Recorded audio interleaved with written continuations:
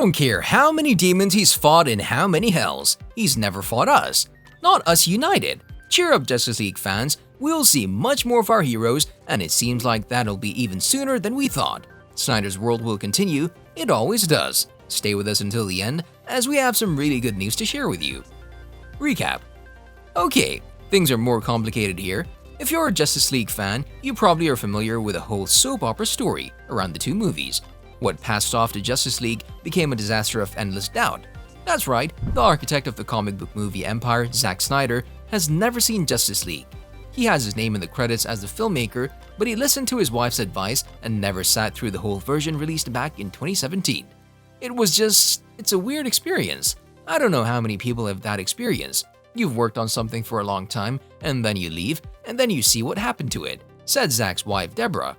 Total chaos. A team of executives who lost trust in the creator of the comic book empire cut him off completely. Their decision falls on a director from another universe. Joss Whedon, the Marvel Cinematic Director, left the Avengers after 2 movies, betrayed the Marvel fans, and crossed over to comics rival DC. He picked up Zack Snyder's project, and just where he left off, but Whedon made a significant remake with extensive rewrites and hurried reshoots, just as the studio required. Dressed like a bat.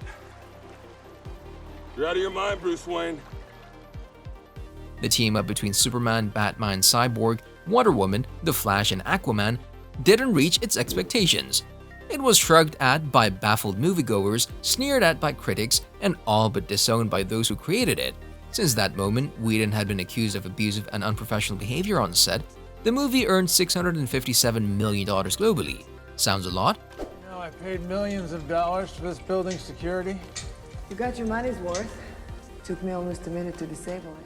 Well, it'll be like that until you consider the nearly $300 million budget, then $25 million for Whedon's rework, plus $150 million in marketing costs.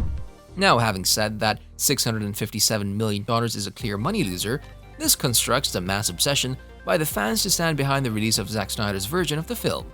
It was a tough 3 years, fight, ending with the release of the long-awaited Zack Snyder's Justice League. Oh, noble queen, why do you fight? Now let's jump to the story. Zack Snyder's Justice League, or known as Snyder's Cut, was made to ensure Superman's sacrifice wasn't for nothing. In both films, Wonder Woman, Batman, Aquaman, The Flash, and Cyborg are running through a radioactive location where Steppenwolf tried to unite all 3 mother boxes. Those are the change machines that don't think in terms of healing or killing, alive or dead. They rearrange matter at the will of their masters, as Cyborg would say. In Zack Snyder's movie, Steppenwolf will create the Unity to fulfill a promise that he made to his boss, Darkseid. The plan of the League is to take Cyborg into the Unity and split the 3 mother boxes, while on the other end, the rest of the team diverts Steppenwolf's attention to allow Cyborg to step inside. Sounds like a plan. Flash appears at the right time and runs as fast as he can to reverse the time and undo the disaster happening. With that, Barry succeeded to plug Cyborg into the Unity, and he separated the 3 boxes with the help of Superman. However, Darkseid's quest had to proceed, so he asked Desaad to get his army ready to fulfill the anti-life equation plan. In the post-apocalyptic dream, Victor, Bruce, Barry, and Mira are presented while making their way to Metropolis. Right before the dream ends, an evil Superman will appear. Bruce will awake in his home, and soon after, he'll be visited by the Secretary of Defense, who's revealed to be the Martian Manhunter. Release date.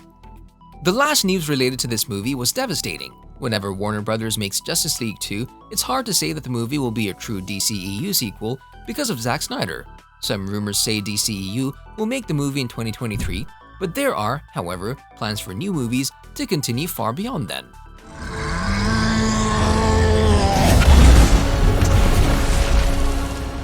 This includes everything from Blue Beetle to Wonder Woman 3, and so far, we're not able to find Justice League in these plans, at least there are no official statements.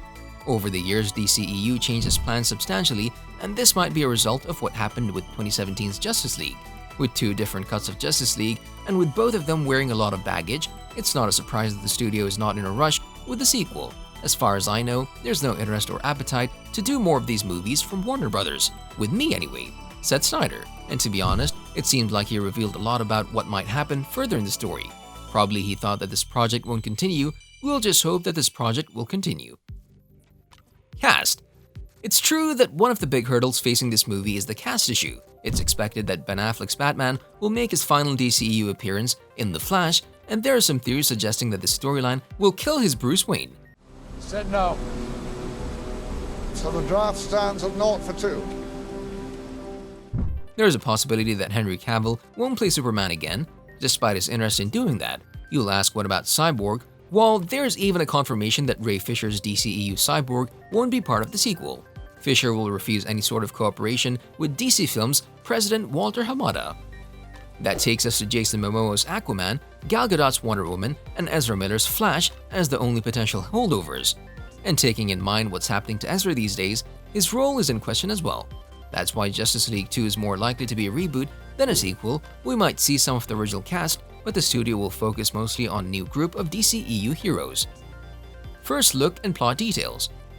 Snyder revealed the ending and the possible story for the sequel. The fans have the closure after all, but it'll be much better if they could see that on the big screen. Speaking of New York Times, Snyder said that the planet will fall as Darkseid conquers when Superman fails to resist the pressure of the anti-life equation, all thanks to one mistake. Then Flash is distributed back in time to stop that mistake from happening, thus saving the planet. When the Darkseid tried to invade the Earth after losing the change engines and the death of Steppenwolf in the first Justice League, during the events, Lex Luthor will make a deal with the villain. Meanwhile, Superman will ask Batman to guard and defend Lois Lane while he combats Darkseid.